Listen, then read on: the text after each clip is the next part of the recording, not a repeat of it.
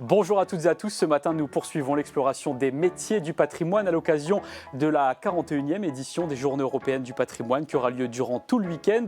Aldo Possel, merci d'être avec nous. Vous êtes conservateur et restaurateur de tableaux à Lyon, un très beau métier que l'on va découvrir et qui est venu à vous durant votre enfance. Pourquoi vous aimez révéler les beautés cachées des peintures qui se sont altérées avec le temps? On va le savoir ensemble tout de suite. So they say, dance for me, dance for me, dance for me, oh, oh. I never seen anybody do the things you do before. They say, dance for me, dance for me, dance for me, oh, oh.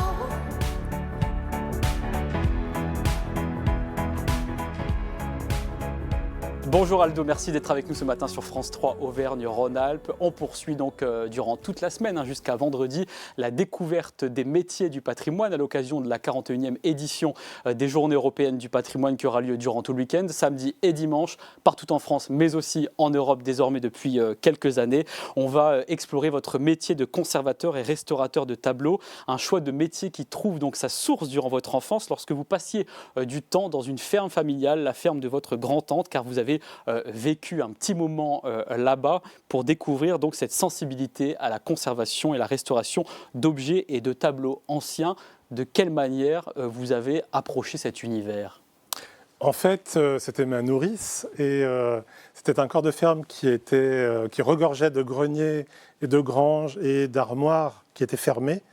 Et à chaque fois que je pouvais me faufiler pour ouvrir les tiroirs, ouvrir les portes des armoires, je découvrais toujours des choses extraordinaires. C'est-à-dire que cette grande-tante était conservatrice, mais pas dans le sens d'aujourd'hui, comme non, le métier dans le sens que les gens gardaient tout. accumulé Voilà. un certain nombre d'objets. Donc il y avait des chapeaux claques, des bottes de cheval, des selles, une machine à battre le grain, je me souviens, des albums de cartes postales, des sculptures, tout un tas de choses. Et donc, grâce à tout cela, ça me fascinait. Et en fait, j'ai toujours été attiré par les objets qui avaient une histoire et qui racontaient quelque chose. Et quand je tombais sur des objets qui étaient cassés, en mauvais état ou sales, eh bien, je ne sais pas pourquoi, c'était viscéral pour moi de leur redonner vie et de les nettoyer et de leur redonner une seconde chance, une seconde vie. Et c'est ce que vous avez fait quelques années plus tard en achetant vos Voilà. deux premiers tableaux. Voilà, j'ai été sur les brocantes très tôt et avec mon premier job d'été et mon premier salaire, j'ai acheté 2 tableaux déchirés. Que l'on voit là à Que l'on l'image, voit à l'écran. mais qui sont restaurés là en photo. Hein. Voilà. Et il y a toujours la restauration que j'ai faite quand j'avais 18 ans, d'ailleurs, je ne l'ai pas reprise depuis. C'est-à-dire qu'à 18 ans, vous ne connaissez rien à ce métier de restaurateur de tableaux et vous vous êtes mis tout seul à les restaurer Voilà. tous les deux. Alors, ce n'était pas l'objectif au départ, je voulais les faire restaurer. Je suis allé voir un restaurateur, mais je n'avais pas les moyens de financer cette restauration, donc je me suis documenté sur ce métier et j'ai entrepris cette restauration tout seul, comme un grand. Et vous ne les avez pas quittés, ces tableaux, vous les avez encore Je aujourd'hui? les ai toujours et ça a été une révélation. Quand j'ai fait cette restauration, je me suis dit, mais c'est génial, c'est le métier que je veux faire. Et donc vous avez évidemment Ça ne m'a plus jamais quitté. voilà, tout fait pour l'exercer ce métier. Quelles sont les études que vous avez suivies pour devenir donc conservateur et restaurateur de peinture de chevalet? Voilà, parce qu'on fait d'abord de la conservation et de la restauration ensuite. Donc après le bac, j'ai fait une prépa et ensuite j'ai fait l'École supérieure d'art d'Avignon durant 5 ans. C'est une des 3 écoles habilitées Musée de France. Et ce sont des études qui sont très scientifiques, très historiques et très artistiques. C'est assez complet et assez vaste en fait. Et ensuite, vous avez obtenu ce diplôme, vous vous êtes installé à Lyon en Voilà. 1995.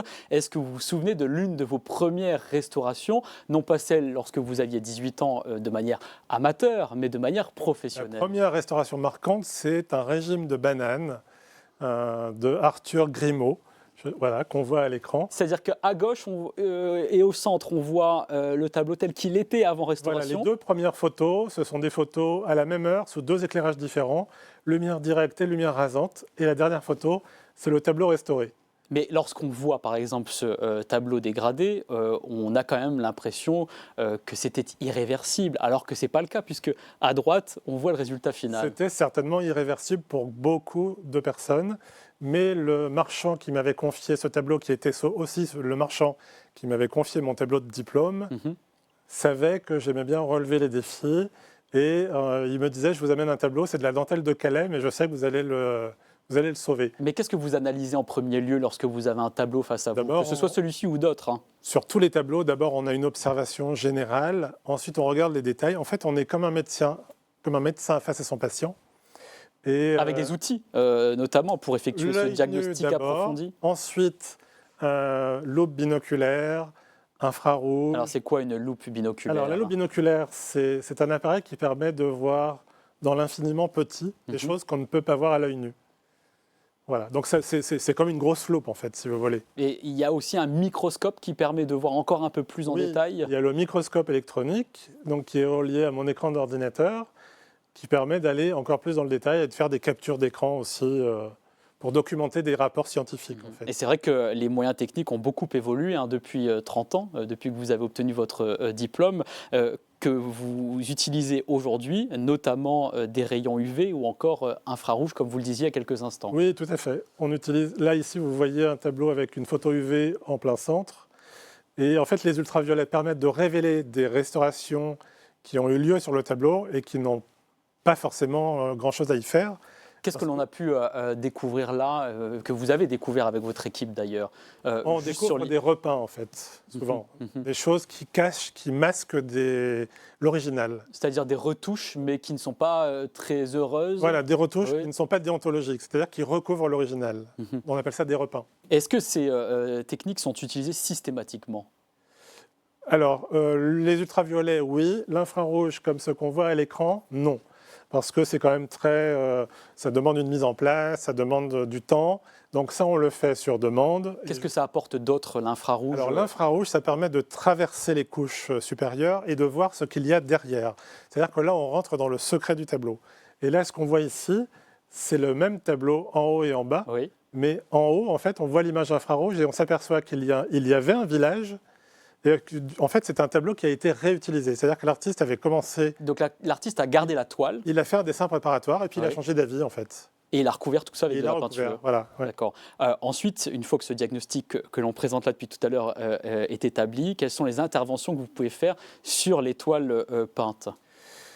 On peut faire tout un tas d'interventions, c'est du cas par cas. Qu'est-ce que l'on voit là, par exemple? Ici, par exemple, je suis en train de poser une protection de surface sur un tableau 17e. D'accord. Ça, c'est un autre moyen de poser des protections de surface par petits carrés.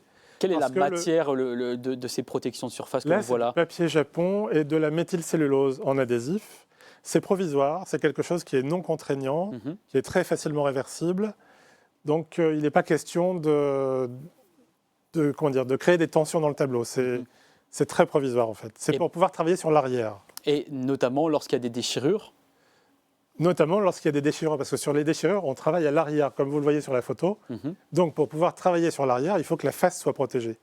Donc vous D'où mettez l'intérêt d'abord de ce mettre papier. des protections de surface. D'accord. C'est souvent une des premières opérations, en fait. Alors il y a une autre opération aussi un peu particulière que vous allez nous commenter, c'est la mise en extension, le cartonnage et le refixage. Et tout cela, c'est grâce à cette petite vidéo. Je dis petite parce que le tableau qui est là est l'un des plus miniatures que vous avez pu avoir entre vos mains. C'est le plus petit tableau que nous ayons eu à restaurer. Effectivement, il est minuscule. Je crois qu'il faisait 12 cm sur 7 ou 8, je ne sais plus. Et on l'a traité comme si c'était un grand format. Et ce qui est incroyable, c'est qu'en fait, c'est une toile avec une couture, comme si c'était un très grand tableau. Donc là, on est en train de faire un cartonnage, c'est une mise en extension. Qu'est-ce que ça veut dire une mise en extension? Eh bien, en fait, il y avait des déformations et des soulèvements de couches picturales. Donc, on va tirer sur la toile. Mais le cartonnage, c'est une mise en extension qui est très progressive, c'est-à-dire qu'on tire très progressivement. Et ça a C'est-à-dire qu'elle s'était rétractée et là, en fait, vous lui redonnez sa forme originelle. Et en fait, ça va permettre de faire disparaître les déformations et de replaquer la couche picturale.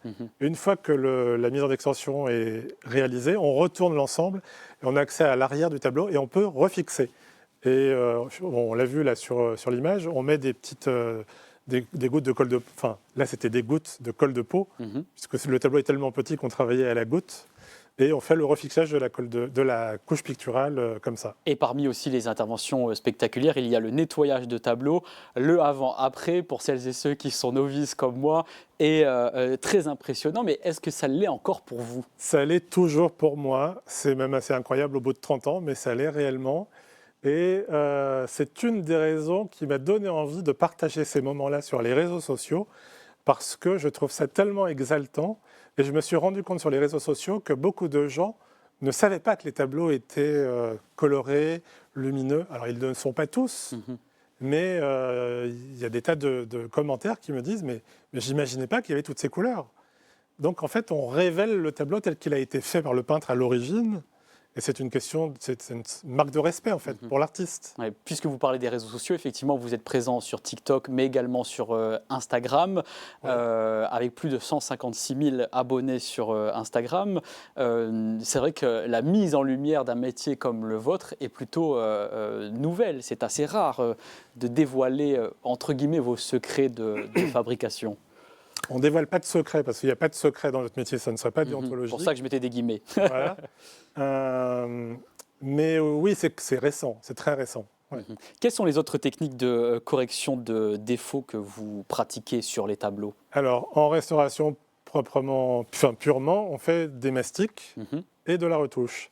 Les mastiques, ça consiste à combler, c'est ce qu'on voit ici. Oui. C'est-à-dire que quand on a une lacune de couche picturale, un manque, des écailles qui ont disparu, on va pas faire la retouche directement sur la toile, on va faire un mastic qui va imiter la structure manquante. Et sur ce mastic, on viendra faire la retouche, parce que notre retouche, elle n'a pas de matière. On travaille avec des pigments et du vernis, donc c'est très fin.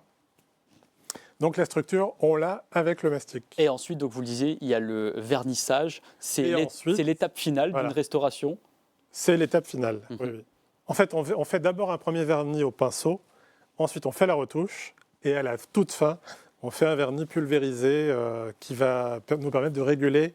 Là, c'est au pinceau.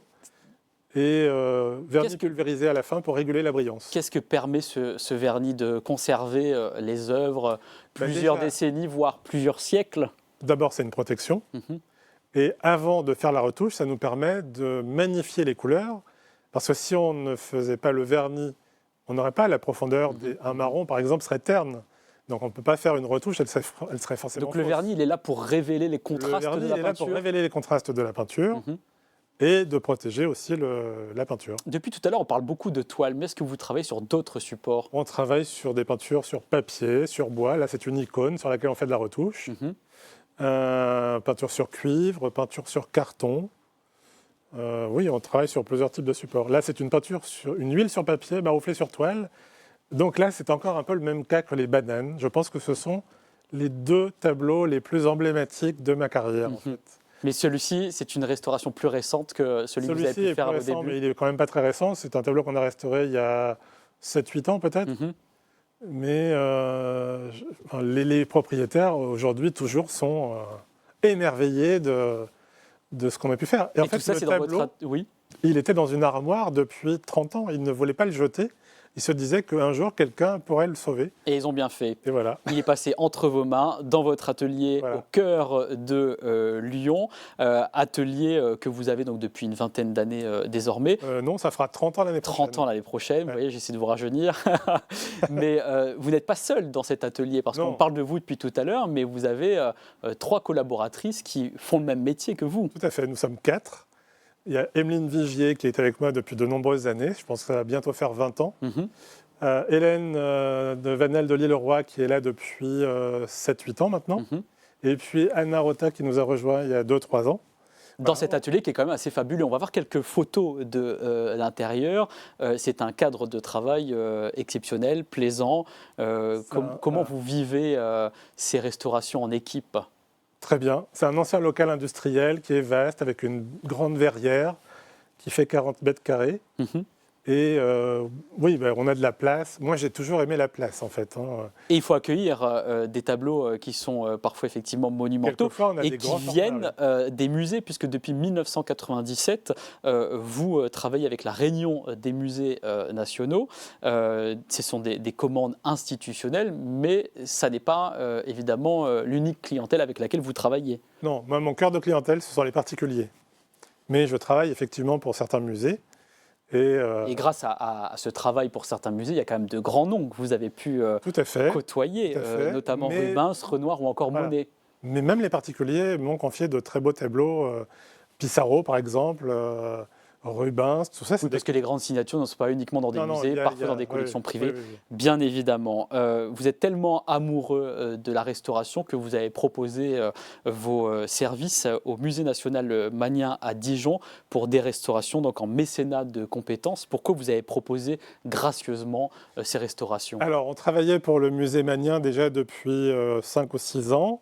Et puis, quand mon atelier a eu 20 ans, j'ai eu envie de marquer le coup et de me lancer dans le mécénat de compétences. Ça me trottait déjà dans la tête depuis une bonne dizaine d'années.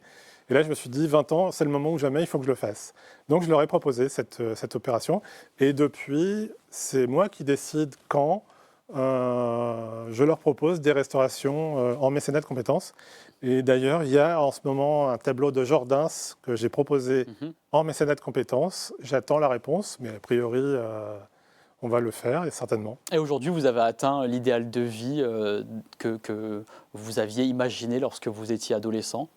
Alors complètement, moi je suis pleinement heureux, parce que je ne suis pas du tout issu d'une famille dans laquelle il y avait des Artistique, tableaux. oui. Mais je ne sais pas, voilà, je ne sais pas comment c'est venu, mais tous les objectifs que je me suis fixés, je les ai atteints. Voilà, vous êtes heureux et amoureux puisque votre épouse va nous rejoindre dans quelques instants pour évoquer un autre métier, celui de naturopathe, botaniste et sophrologue. C'est Nathalie que l'on voit à l'image, des thérapies qu'elle met en pratique dans les entreprises mais aussi auprès des particuliers, notamment auprès de certains publics n'ayant pas accès à un accompagnement de prévention santé. Ce sera dans une poignée de minutes puisqu'on va ouvrir un petit peu le livre de votre vie personnelle avec l'envers du décor. Très bien. Dance for me, dance for me, dance for me, oh, oh. I never seen anybody do the things you do before. They say, move for me, move for me. Alors vous passez beaucoup de temps dans votre atelier, mais est-ce qu'il y a un endroit dans la région que vous aimez particulièrement? Alors, l'endroit dans lequel je me ressource, c'est mon havre de paix. C'est-à-dire C'est ma maison, mon votre jardin, habitation. Voilà. Je suis amoureux de ma maison. Donc vous faites les allers-retours entre votre atelier et votre maison. Voilà. Il y a des fantaisies quand même que vous vous autorisez en dehors de ces deux lieux. On voyage beaucoup. Voilà. Dernièrement, on est allé en Écosse. L'année prochaine, on va au Japon. On va régulièrement au Canada aussi. Et quand vous voyagez, vous allez dans les musées. Aussi, évidemment. Vous avez l'occasion de rencontrer d'autres restaurateurs de tableaux à l'étranger? Oui, j'en ai rencontré en Italie, à Florence. Oui, c'est vrai que je cherche à en rencontrer, oui, tout à fait. Est-ce que vous écoutez de la musique quand vous travaillez? Oui, alors on écoute beaucoup la radio. Par contre, moi j'aime bien écouter la musique seule. Et en ce moment, qu'est-ce que vous écoutez? J'ai des goûts très éclectiques, mais j'aime bien les musiques amples avec des infrabasses. Et j'aime bien par exemple les musiques de Hans Zimmer. Oui, grand compositeur Voilà. pour de nombreuses musiques de films. Voilà, j'écoute beaucoup de choses, du jazz, du classique. Et vous lisez un peu le soir, vous avez du temps? Oui, alors de moins en moins à cause des réseaux sociaux et des vidéos. Ça, c'est un fléau, je pense. Fléau, mais en même temps qui met en lumière votre remarquable métier. Donc, Oui, tout à fait. Mais alors, j'ai lu un livre qui m'a beaucoup marqué qui s'appelle Au temps où la Joconde parlait de Jean Divot. Et je recommande tous les ouvrages de Jean Divot au plus grand nombre parce que c'est très, très, très, très bien écrit. Et Au temps où parlait la Joconde, c'est l'histoire d'Antonello da Messine qui va dans les Flandres pour chercher la recette de la peinture à l'huile auprès de Van Eyck. Et ça permet d'explorer une partie de l'histoire de l'art aussi. Ça permet de découvrir l'histoire de l'art de manière romancée. Quelle est la personne que vous trouvez formidable? Alors, j'ai un ami qui est pianiste et chef d'orchestre qui s'appelle Vincent Bals et que je trouve vraiment exceptionnel par son dynamisme, par sa générosité, parce qu'il est brillant et parce qu'il est très pédagogue. Il apporte la musique classique auprès des étudiants. Il fait des concerts. Voilà, c'est lui. Là, voilà, c'est vraiment quelqu'un que j'avais envie de mettre à l'honneur. Mais il passe après, évidemment, votre épouse qui va nous rejoindre tout de suite. Voilà. C'est Nathalie Poncel, Après mon épouse. naturopathe, botaniste et sophrologue. Dance for me, dance for me, dance for me, oh, oh. I never seen anybody do the things you do before. They say, move for me, move for me, move for me, hey, hey. Nathalie, bonjour, merci d'être avec nous. On a essayé Bonjour. d'être le moins bavard possible pour vous laisser Vous étiez du passionnant. temps de parole, puisque vous êtes là à l'invitation de votre mari. Vous êtes naturopathe, botaniste et sophrologue pour l'ensemble de la région Auvergne-Rhône-Alpes, présidente de Vitalo Reflex, organisme de formation de professionnels certifiés sensibles aux problématiques liées au monde du travail et qui interviennent donc sur l'ensemble de la région dans les entreprises. Quels sont les profils des professionnels qui sont à vos côtés ? Alors, ce sont des professionnels que j'ai choisis, d'abord parce que nous partagions les mêmes valeurs, et c'est des personnes qui ont tous une certification et une connaissance du monde de l'entreprise. Et pourquoi vous avez souhaité créer un collectif comme celui-ci ? J'ai toujours pensé que l'intelligence collective était importante. Elle nous permet de faire émerger de belles idées. Et c'est ce qui se passe à travers tous les collectifs dont je fais partie. C'est qu'on a des idées ensemble et qu'on arrive à les mettre en musique. Voilà, les mettre en musique et en œuvre à travers des formations que vous proposez donc pour améliorer la qualité de vie et les conditions de travail. Comment ça se concrétise ? Les actions de QVCT sont devenues de plus en plus importantes en entreprise. QVCT, ça veut dire qualité de vie et conditions de travail. Donc effectivement, on propose des animations, des formations avec des réflexologues, des équicoachs, des métiers très différents, mais toujours autour du bien-être pour permettre aux entreprises de pouvoir proposer des ateliers autour de la santé physique, santé mentale et le bien-être. Mais est-ce que les dirigeants des entreprises, vous en êtes un notamment, sont de plus en plus ouverts et ne voient pas cela comme quelque chose de superflu ? Alors les échanges que j'ai avec eux et avec les DRH et les responsables RPS, donc risques psychosociaux, sont très sensibles au sujet. Et je pense que le Covid aussi est passé par là, et qui fait prendre conscience de l'importance vraiment de la prévention. De la prévention, d'être en prévention pour limiter aussi les arrêts de travail, les burn-out et les difficultés qui peuvent associer. Raison pour laquelle vous avez participé au salon Préventica à Eurexpo, ce sera les 8, 9 et 10 octobre. Alors c'est une activité qui occupe les 2/3 de votre temps et le dernier est consacré aux particuliers pour transmettre vos savoirs de botaniste, notamment par le biais de sorties nature, des stages de cueillette, cuisine, des plantes sauvages. Et en ce moment, à l'approche de l'automne, quelles sont, on va dire, les plantes sauvages que l'on peut cuisiner ? On va en prendre une, on l'a encore cuisinée ce midi, c'est l'ortie en fait. L'ortie, oui, la soupe d'ortie, c'est très bon d'ailleurs. Oui, on a fait c'était une poêlée. C'était une poêlée d'ortie avec quelques légumes du soleil. Et ça, c'est formidable parce que c'est très reminéralisant, c'est très riche. C'est la plante phare, les ethnobotanistes vous le diront, ou même les botanistes. Donc c'est une plante facile à reconnaître parce qu'elle pique. Oui. Et qu'on peut cuisiner aussi. Alors il faut trouver juste un endroit propre pour les cueillir et puis prendre des gants. Voilà, exactement. Mais après, ça ne pique plus dans la bouche. Il faut être rassuré. Oui. Vous partagez vos connaissances sur un blog pour la rentrée des classes. On peut découvrir notamment des huiles essentielles pour booster la concentration et la mémoire des enfants. Huiles essentielles qui viennent des plantes. Exactement. Donc, on a 2 plantes. Là, on a la menthe poivrée et le romarin, qui sont des plantes formidables parce qu'elles ont des molécules qui vont permettre en diffusion. J'insiste un peu là-dessus parce que l'huile essentielle est quand même très puissante. Donc, il faut faire attention à son usage. Donc, il ne faut pas hésiter à se rapprocher de praticiens dédiés en aromathérapie.